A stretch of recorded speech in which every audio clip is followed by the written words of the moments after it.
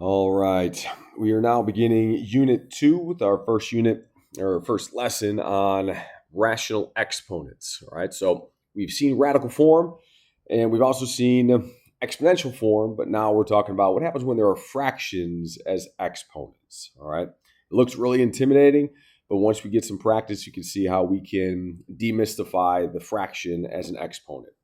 All right, so if we take a look first, if we had something to the nth root of a is a real number and m is an integer, then these things are true. So a to the 1 over n is the exponential form. And if we were going to rewrite it, we would rewrite it in, I'm going to use pink here. We'll rewrite it with our radical.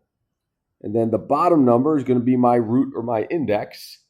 And then I'm going to have my base inside. And then the top number is going to be there. Now, often when it's to the first power, it's not given. So if you would just have the nth root of a, that would also be correct. But now what happens when we have things other than 1 in the numerator and denominator? What does that actually look like? So let's take a look over here. So we have our radical, all right, n, the denominator goes as my root or index, and then it's going to be a raised to the m. Okay, so that's how I'd write it from exponential form into radical form. But there's another way of doing this in radical form that in some cases will be more helpful to clarify and be able to simplify better. All right, so here's the other option. Or you can have the radical, it's still n, and then my base a, but instead I raise the entire thing in parentheses to the m power. All right, so now each of these are equal to each other. But there's certain circumstances that might lend one format better in terms of helping me simplify it than another. All right, so if we leave it in this form here, okay, oftentimes this is best when simplifying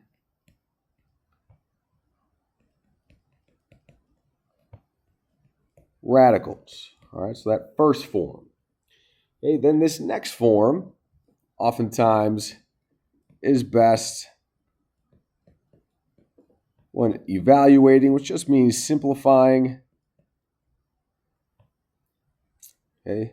numbers without a calculator. And you may not have any context for why. You'll see it coming up in the next examples. All right, so simplify each expression. All right, so we're trying to see if we can get to a whole number answer. And so first thing that we do, we want to, since we're dealing with numbers, we want to put it into radical form. So again, that bottom number goes as my index. I have my base inside to the first power. I can also write this, okay, well, don't really need parentheses to the first power. We'll see in better examples. But the third root of 64 is just 4. Okay, so to the 1/3 power is taking a root of it. It's not squaring it or cubing it. It's taking the square or the cube of it. And so the number is going to get smaller. Okay, so the third root or the cubic root of 64 is 4. All right, so with this example, we see that we have the bases are the same. Okay, and so we know with our exponent rules, okay, which we're going to continue to use, and so you should really maybe pause the video, go back and reiterate those, which we're also going to have them a little bit later in this set of notes, but we're going to continue to use those as we move forward. So make sure we are really, really good at those. So when we have the same base and we're multiplying those across, these get added to each other. Okay, and so when you add fractions, okay, I keep the base. Then I add the numerators, that becomes 2, and I keep the same denominator, so it is 2 over 2. A 7 to the 2 over 2 is just going to be 7 to the first power, which equals 7. Okay. Another way of looking at this is that this is the square root of 7 times the square root of 7, which equals the square root of 49, which we then know also equals 7. Again, sometimes the form can help to make it clear what an answer is. All right, so let's look at this one here. 5 to the 1/3 times 25 to the 1/3. All right, so if we rewrote this as the cube root of 5 times the cube root of 25. Okay, then we can multiply those together, and we get the cube root of 125, okay, which is 5. Okay. All right, again, just using our exponents rules, using our radical rules to help simplify. Okay, so this one we're just simply going from exponential to radical form. We don't have numbers to be able to reduce it any further, so we just want to make sure we're really good at going back and forth. And there's a couple of unique scenarios that we're going to take a look at.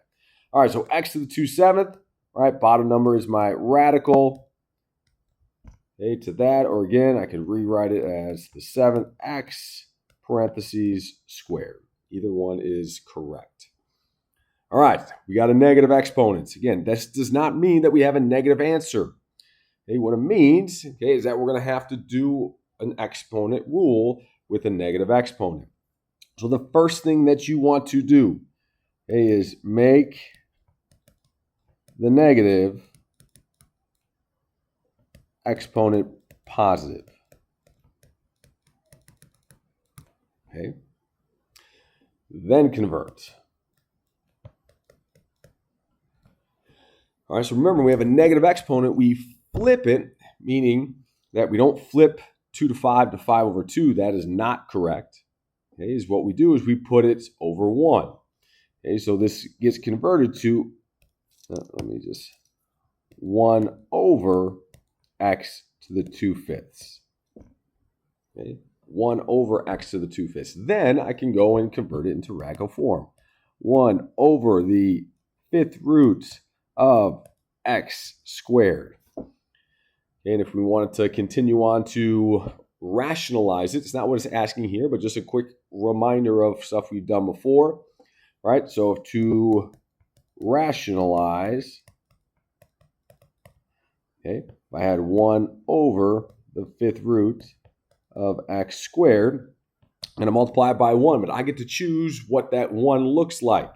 And so what I'm trying to do is to get rid of the radical, so I need to multiply by the 5th root of something, and I'm going to do x to the 3rd. And whatever I do on the bottom, I have to do on top.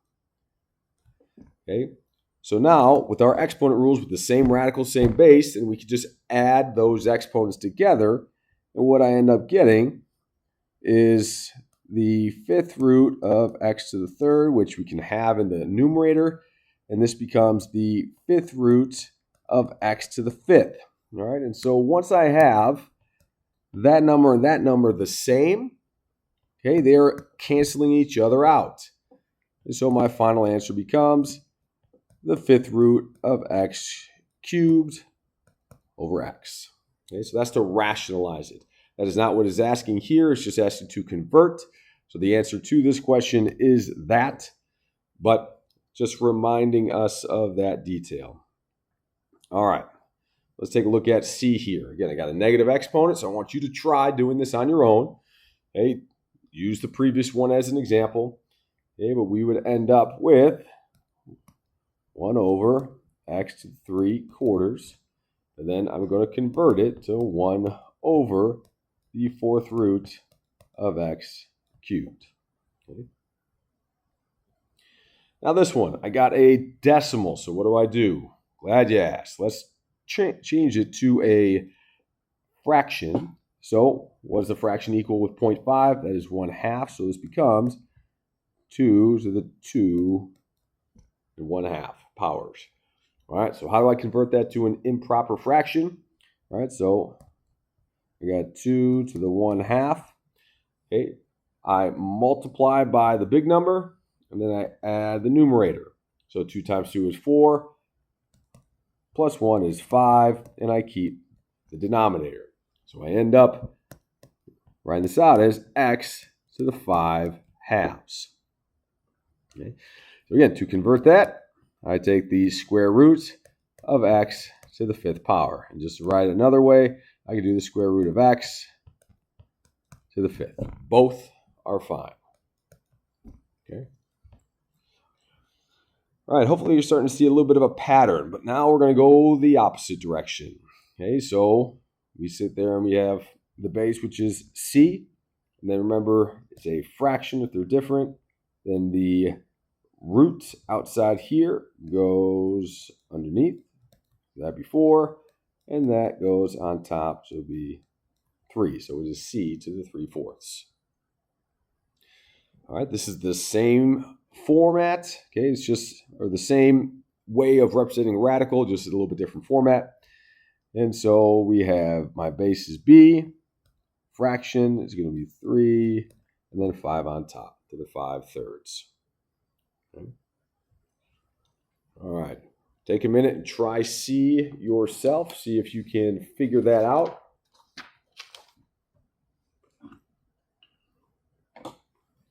All right, so anytime there is no index there, it implies that it's a 2 or the square root. And so now this is like saying 5 to the 1/2, a to the 7th to the 1/2. Okay, and so I'll put parentheses around that. All right, so I can rewrite that as 5 to the 1/2, and a to the 7/2. Remember, when I have an exponent to an exponent, I multiply. Okay, so this is like 7 times 1/2. All right, we usually don't put it as 7/1, but you can. Okay, and you multiply across, so you end up with 7/2. All right, and so you can leave it in exponential form like that because that's what it's asking. You could also simplify this further, which we have done before in the past. And so we'll leave it there for now. It's answering that question. All right, so I got the cube root of 5x squared. And so I'm going to end up doing 5x in parentheses to the 2/3 power. Okay. Again, you can also write this out as 5 to the 2/3 times x to the 2/3. It is the same thing. Okay. The first option is a little bit neater. Okay. So for E, same type of thing. 3x squared, parentheses to the 1/3 power. Okay. Except now, if I multiply that out, this would equal 3 to the 1/3 times x to the 2/3. Okay. All right. So again, this exponent needs to get distributed to both parts separately. All right. So now what do we do if we're going to simplify rational exponents further? All right. So a couple tips there. If the exponent is a decimal, change to a fraction. We've done that in an example before. Okay. Distribute the exponent. I just talked about the importance of doing that. Take the root first, okay, then the power second. Okay, so we have an example over here to the right with 27x to the 6th to the 2/3 power. Okay, they first distributed this to both of these. Okay, getting 27 to the 2/3, x to the 6th to the 2/3. Okay, and so we simplified this because this becomes x to the 12/3, okay, or x to the 4th, which is what that is in the end. Okay. And then 27 to the 2/3, okay, is also like the cubed root of 27 squared. Well, the cubed root of 27 is 3, and then I just square that. And that's how I get that. So simplified is 9x to the 4th. Okay. So we want to get comfortable doing these things without calculators. So I stress that knowing some perfect squares and knowing some perfect cubes will help you in this. Even if the perfect cubes are just kind of 2, 3, and 4, you're going to see 8, 27, and 64 quite often. If you go to 5, that's 125, which is great. Really beyond that, it's probably beyond the scope of what we're doing in terms of without a calculator. But if you know those, then when you see an 8 or you see a 64, okay, you know that there's a perfect cube there if I need it. Okay, so let's take a look at this first one. It says, evaluate each expression without a calculator. So at the beginning of the notes, okay, I stress a certain form when dealing with numbers right here. Best when evaluating numbers without a calculator. That is what we're doing right now. So we want that exponent outside of the parentheses, and that's going to end up making it easier to convert to an actual answer. All right, so let's take a look here. So you have 8 to the 5/3 power. You're going to have 8 to the cube. Remember, the denominator is the root on the outside. I'm going to put this in parentheses to the 5th power. Well, I know that the cube root of 8 is 2, and then I can take that to the 5th power. Okay, 2 to the 5th power is 32. Okay. Again, this looks a lot better, okay, than if I did the cube root of 8 to the 5th. They're both the same. They're both equal to each other. You can plug it in your calculator and prove it to yourself.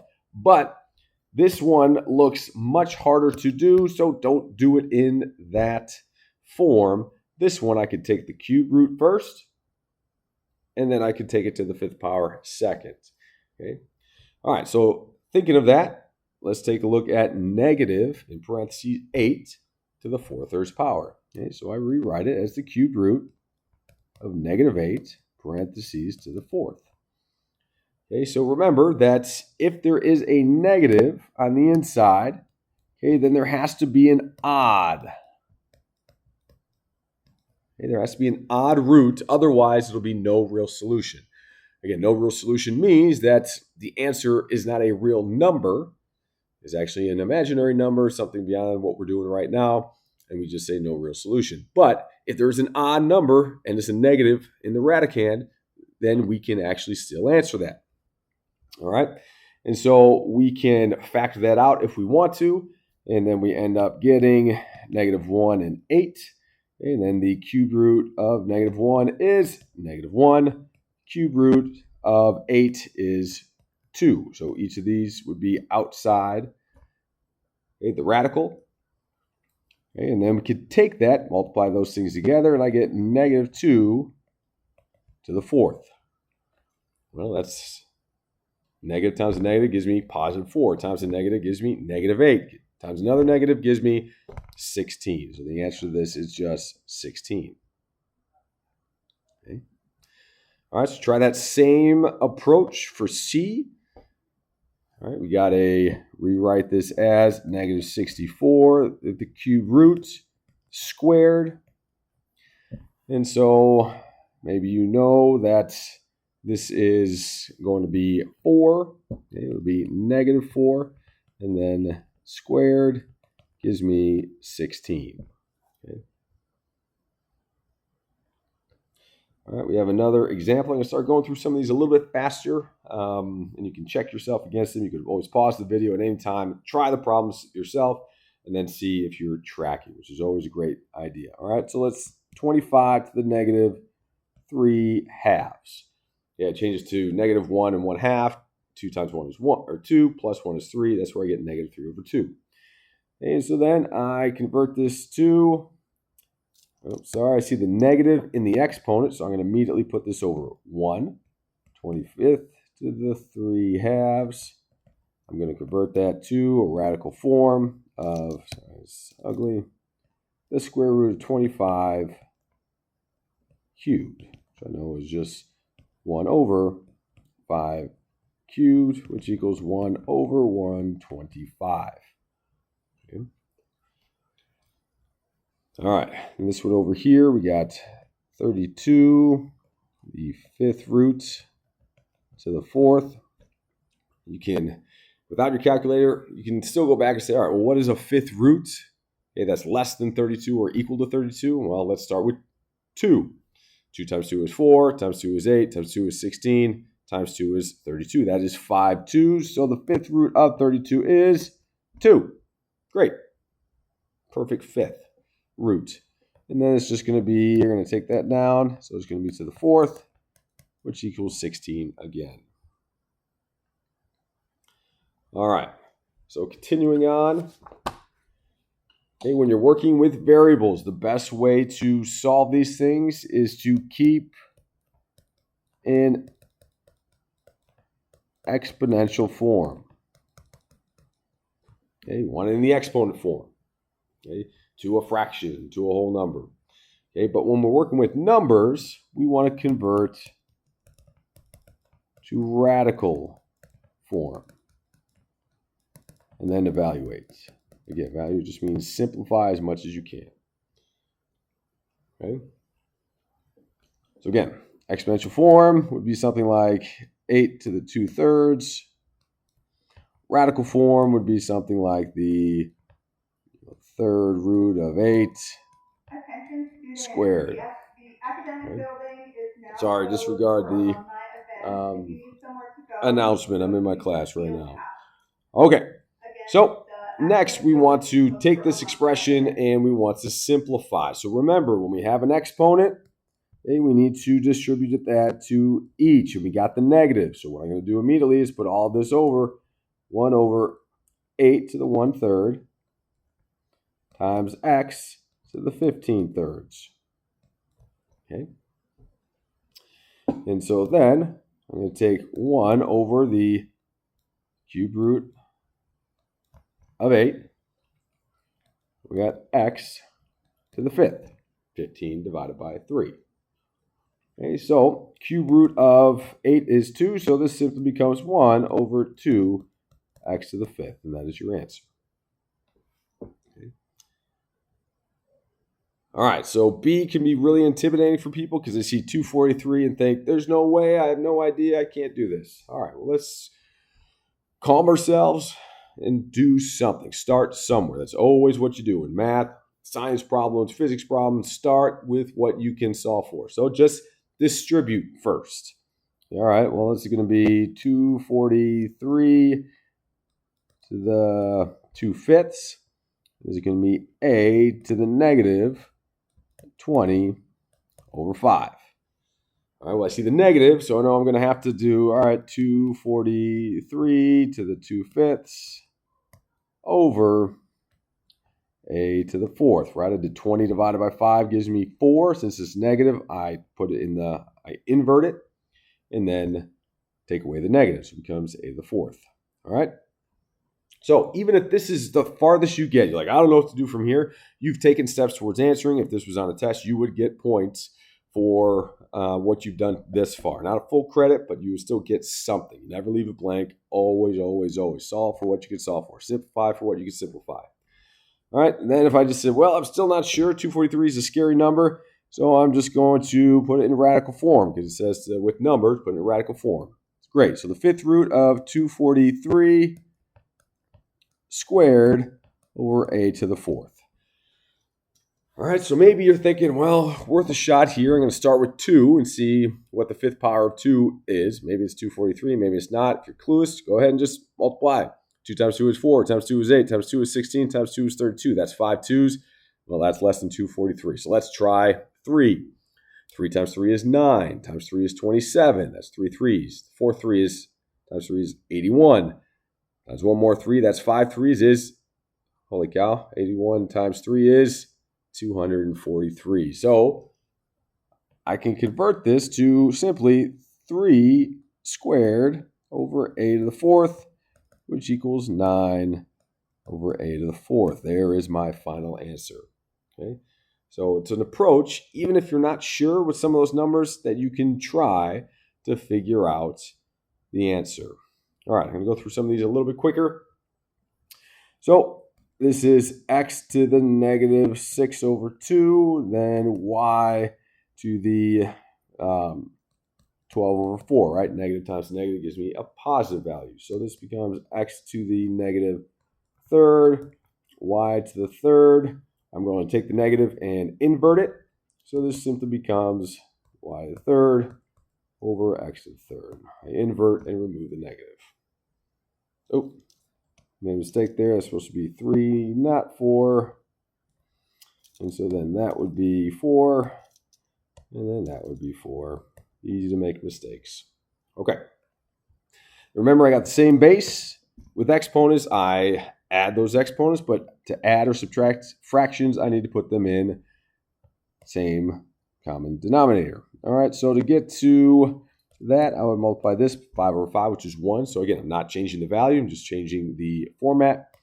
Which becomes y to the 5/10 times y to the 3/10. Well, now I can add those together. This is equal to y to the 5 over 10 plus 3 over 10, which is y to the 8 over 10, which I want to then simplify to y to the 4/5. And if I wanted to put this into radical form, I could do that. 1/5 of y to the 4th power, if I wanted or needed or was asked to do that. All right. Couple of application problems, hearkening back to what we've done, previously, which in math and in this class you will continue to build. So we're applying those things, knowing when to use the radical form, when to use the exponential form, and simplifying.